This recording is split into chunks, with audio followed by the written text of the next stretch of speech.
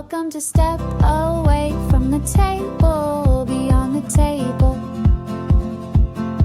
The podcast for pet groomers ready to start their next chapter. Let's explore what's possible when you trade in the grooming table for the freedom of virtual work.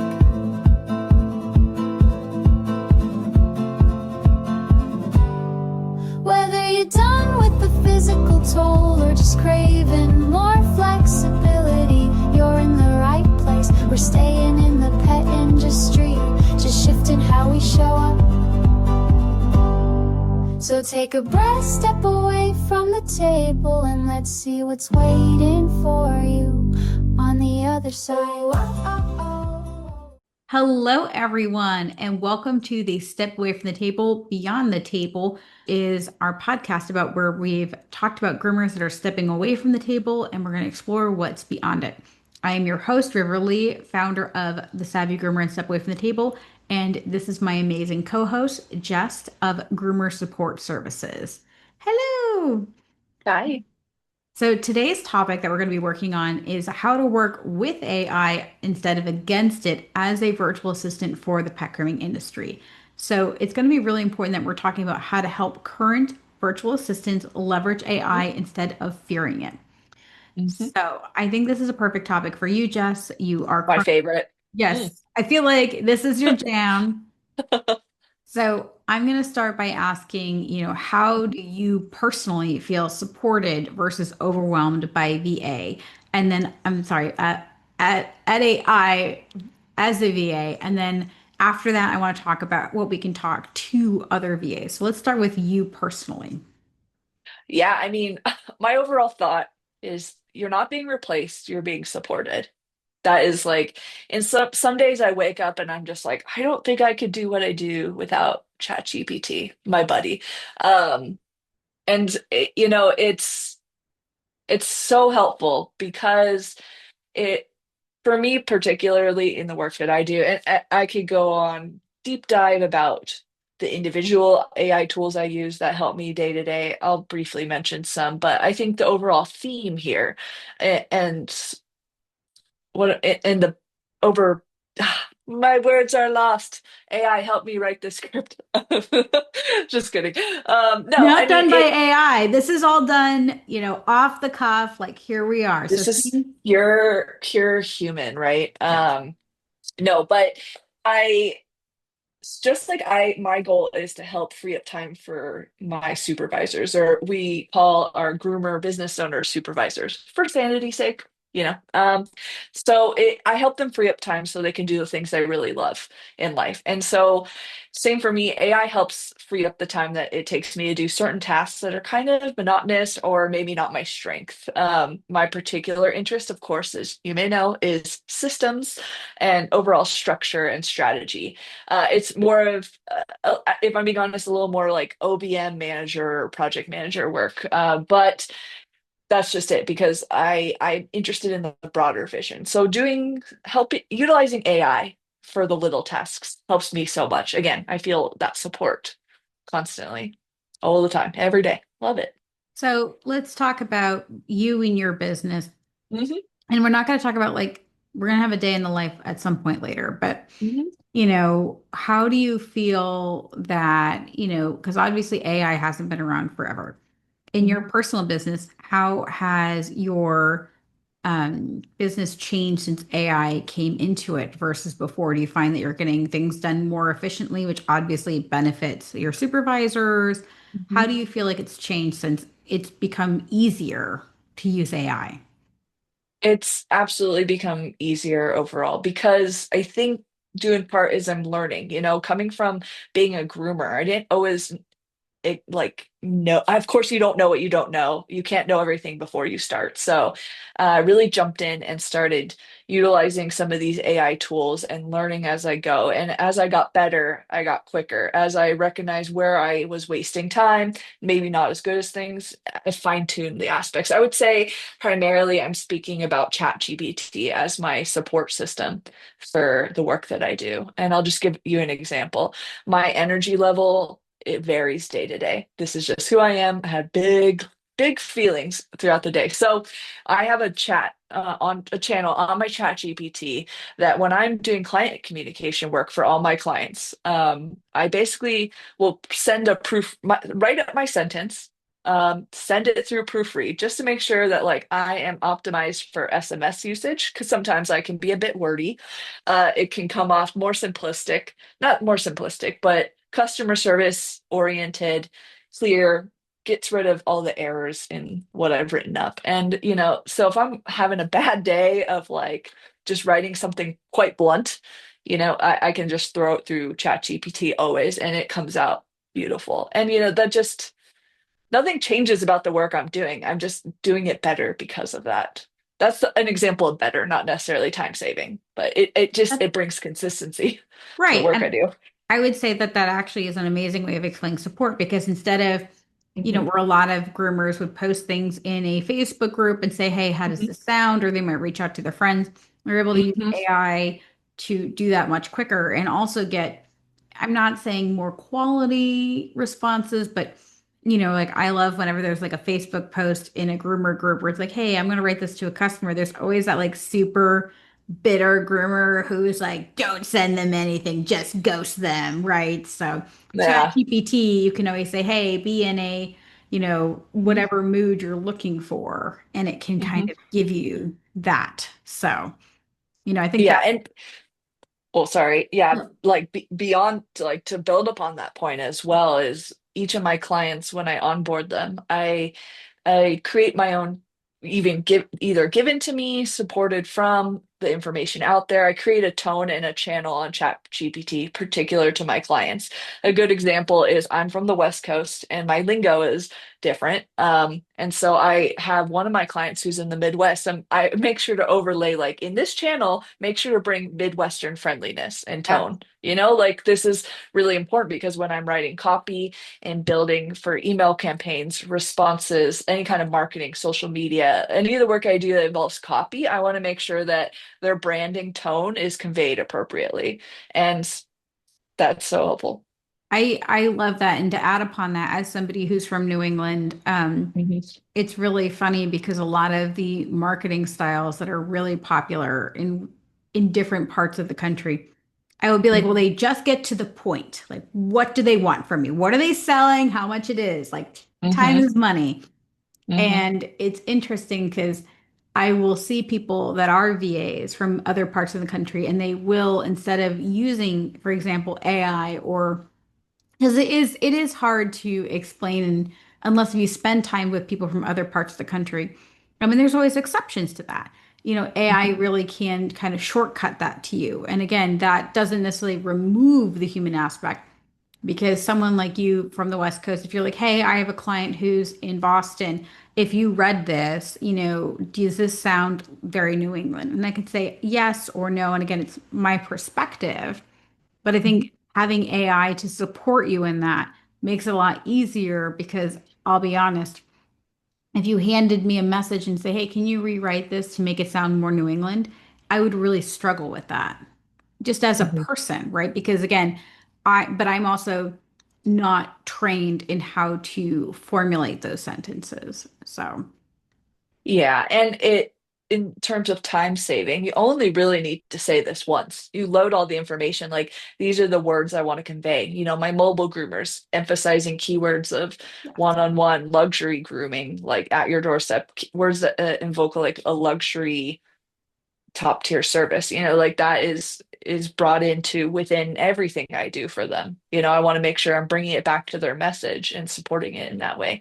And like I'm not relying on AI technology in this way completely, right? If they spit out something back at me where I'm just like, "Oh, wow, okay, that's a little overkill. I'm gonna rewrite this myself." It's a Yes. collaborative process. Support, not, I'm not being replaced again. That's what I'm coming back to here. There's always the human element, but overall, it's so time saving.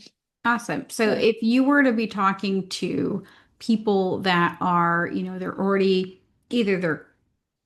being a VA, maybe they're at the beginning of their journey of becoming a virtual Hmm. assistant for the pet grooming industry, Hmm. how would you tell them? I mean, obviously you said it's collaborative effort, which I agree, but they don't know Mhm. what they don't know. So what are either some tips or some ideas to help them start using AI as Mhm. this kind of collaborative, supportive tool without accidentally making themselves obsolete? Or do you feel like AI could make them obsolete at all? No, I don't think we could. I don't think AI makes us obsolete. And we have a whole episode about that. We do. Yes. Woohoo! Refer back to the Refer back. library. Boop. Um, but with that said, I guess if I'm breaking it down simple for someone who's just starting out, I would look at ChatGPT as a coworker, but you are the boss of that coworker. So there's a collaborative process, and maybe like your strength, I'll just admit mine is not copy. You know what I mean? Like, as you may catch on to as I talk about this. So I help with the help of ChatGPT. I'm I'm working together, like bouncing ideas off, helping like, hey, can you help me rewrite this? It's like a partnership, a collaborative employee. And do you get what I mean? So we just work together and I see what's working and I try and fine tune it. And I mean, AI is so smart in the way that like you could say like, "Hey, can you write me a prompt so that my chat GPT channel gets what I'm saying?" Like this is what I want conveyed. And then it will spit back to you what to say to itself. It's wild, but you just really got to jump in there and play around. Um that's the chat GPT aspect. I would say also just keep up on your research as you follow people like us who are giving tips and tools, specific softwares and AI companies that we use, as like try that out yourself. Does it work for you? Look at general VAs. What do they use? Like another example, we record our video. Any video meeting I have is recorded by an app called Fathom. Mhm. And so it takes notes, it records the video, and at the end, it auto sends it both to myself and the person I was chatting with. And I think it's pretty accurate of like the breakdown of the points we talked about and Mhm. follow up. It's like amazing. Like I used to be taking notes while video chatting, and so that's no longer a thing. So I guess as a new VA, in some, practice and play. That's where I would start and just see what works for you and find your weakness and see if it could be supplemented. Absolutely. And I would say, like, so let's say if you really feel like your struggle is, I think a great one you used was is it SMS, like some messaging? Because I don't know if you guys know Hmm. this, but different softwares, you either can't send long messages or they charge you more Hmm. for long messages. So if Hmm. you're finding you're writing books for text messages, which is not uncommon, I'm like one of those people like I have everything's in parentheses. It's like, hello, Mrs. Whoever, right? So Yeah. what you can do is, write what you'd normally write. And there's versions of ChatGPT that are free and there's paid. And we're using Sure. that just as an example because I think no matter what your specialty or niche is in the VA, you're going to be using that in some capacity or you're playing with it. You can ask it to write it. Again, you can use different brand voices. So you can say, can you write this, make it optimized for SMSs? And the person owns a schnauzer and and they live in this part of the country. And Hmm. have different prompts and see how it changes that. Hmm. If you're really struggling with copy, you can always ask it to help you narrow things down, right? And again, notice the differences as it is. I think one of the hardest things about using AI as a VA is it's like a big ball of wax and whatever you want to turn it into. And if you're not careful, you're going to create something that you really didn't want. So I think that's where, Mm. I you got to know, piggyback on that yes, please. actually, because from personal experience, this is again that groomer VA lens you Mhm. mentioned about putting into ChatGPT about an owner with a schnauzer, for example. And this is tricky territory. For me, I found that going that path about giving any kind of grooming terms or information that would try and help me like with ChatGPT outputting relevant information is not. I just have to do that Yes. myself. Yes. So this is where like my knowledge of like I say specifically about a haircut or groomer terms, like ChatGPT will not change that for me. I have my channel specifically written simply for optimization of SMS, like we mentioned, and like making sure the tone is friendly, professional, and conveying the message well, and it automatically proofreads it and punctuation and all that. So Yeah. um, I don't I don't mess around with any of the grooming aspects into my AI. That's where I bring my unique lens. And Well, and let me add some clarification to that. So my goal is not for you guys to say schnauzer and it's going to output that. What I am want you Mhm, to do is when you do that, you're going to realize how mhm, crazy or how like you ever seen like a Petco or a PetSmart ad? You know that's written by somebody who definitely is not a groomer, mhm, right? Because there's none of that context. So I think when you add in those grooming terms, it's going to help you realize that yes, AI is there to help you, but it can't replace you because it's going to say something mhm. crazy. It's Yes, going to exactly. it's going to say something that is so cringeworthy, right? And it is like it's not or it's not going to be correct. Like it's going to be like it misses the mark. I've used the Hmm. example before where an instructor was teaching a class and she had somebody translating. And for the word for clipper, like a grooming clipper, they used nail clippers. And everyone's very confused. And I feel like that's sometimes the AI experience where the Hmm. AI is not going to translate things appropriately for our industry. So again, that supportive, collaborative, but when you input these things, you start playing around, that's really where you're going to see the limitations of AI and where it's going to be able to support you in some ways, but you need to have the reins, right, as that VA, for better, for worse. Yeah, I mean, the human brain is ultimately the boss here, and oversight of how what everything is input output is so important. That yeah, you just laid out an example of just how it doesn't work, and we see this time and again. So I just don't waste my energy there. I use my brain in regards to my grooming knowledge, and I help it support me in the places that I fall short, I think. Um, I think and that's a yeah, I think perfect quote. I think a perfect quote is your brain is, still ultimately the boss because I do think some people think that their VAs think they're going to be able to just rely on ChatGPT and it's going to do all their work for them on the flip side. Mhm, And mhm. that's just not the way it's going to work.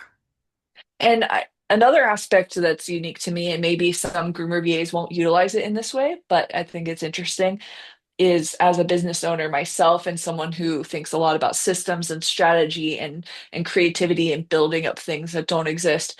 I often will go through slumps of not being inspired or lacking, like, what do I do next? Stagnancy. So I come to my lovely chat GPT creative partner and I bounce ideas off. It gets the ball rolling. It like helps me get copy down really quick that I can just develop upon. Like it shoots out the structure that my brain can understand. And I'm like, okay, that makes sense. Let me like break this down more, figure it out. It's not like put in, put out, done. Like we'll be doing a collaborative session for 30 minutes. And, like that's, I think, a real positive in some light. I think before AI existed, if that were the case for me, I would probably be needing to take some time to do at least like 3 or 4 times that amount of time to do the same thing. And I don't want to say it's good or bad, but it's different, and it certainly saves time in that aspect.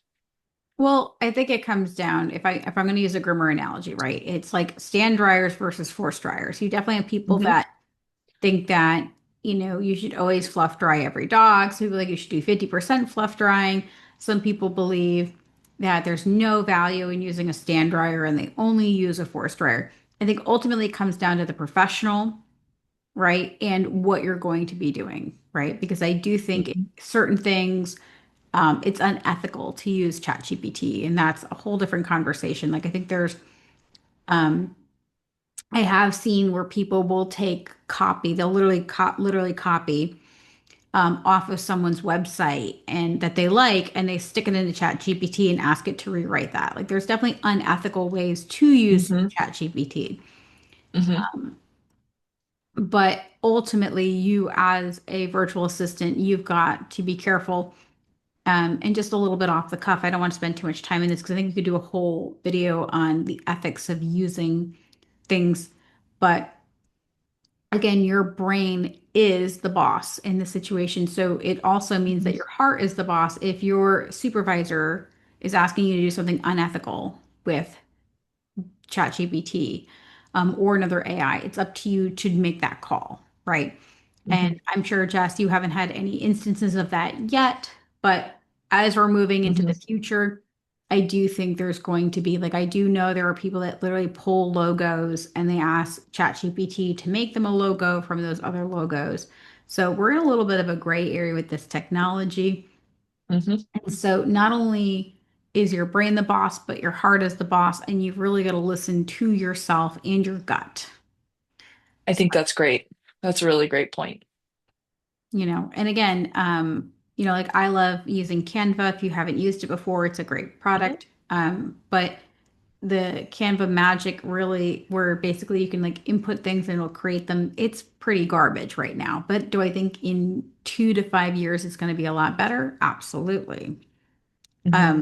And when you're creating things, like if you're asking as a virtual assistant, let's say you're specializing in website design, Hmm. right? You might be like, oh, well, I'm concerned that, you know, I'm going to be outsourced for these websites. You can leverage the AI to help you create that copy or help you figure out what the cleanest designs are. Or, if that groomer doesn't really have brand colors, it can help you do that thing, right? But it can Hmm. also do things like if they don't have pictures of anything, instead of what used to happen, which was for people to pull copyrighted images off of Google, which is unethical, they can now ask AI to basically create some spacer pictures until that supervisor has time to do photos, right? Which again, I think is a lot better. And you can even, some AI models will allow you to pull someone's face into that. So you can say, if the supervisor's like, I really don't have time to do branded photos and this and that, and Hmm. only have very casual photos that you feel like are not professional, you can then use AI to support you in that ethically.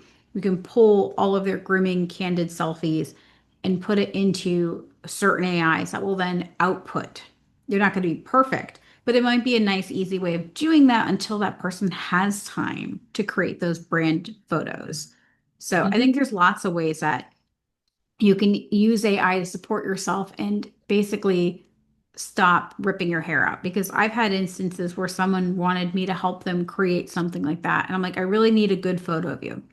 And they'd send me like, bad backgrounds or like, and I'm not talking like, oh, this is cute and candid. I'm like, girl, like, that's poop on the table. Like, we need to, like, she's like, oh, yeah, you're right. And I'm like, and again, Yeah. AI, let's be honest, things like certain, you don't even need Photoshop anymore. Remember how we used to have to pay so much money to have someone professionally go in and remove things like that? Now I can pop into something like Canva, have just that groomer and get rid of the Hmm. back. Oh, it's my favorite button on Canva, actually. Magic. Yeah. No, yeah, I remember as a child, as a young person, As a playing around with all youngin'. playing around with all the photo editing from basic to more complex. I was never like a big Photoshop person, but I had interest in design in that way. And now playing as an adult on Canva and helping support businesses in this way of just like creating an image to go along with their Google business profile post. Not the biggest big deal, but it's fun, I create something. It's pretty quick. So many tools at my disposal there. I love it. It's so much quicker. And same with a lot of the tasks and elements within Google, which I use as my primary base of organization of files and stuff, like their documents, like all the things they offer. Even though I use Fathom, the AI that transcripts my videos, Google Meet, which is the main video service I use, also offers that now to a certain degree. I still like Fathom, but yeah, it's just great to see everything coming up and how much faster it makes things and more helpful. Well, Yeah. and I think even Fathom, and again, guys, use whatever software you want. This Hmm. episode is not about which software is to use. It's not that.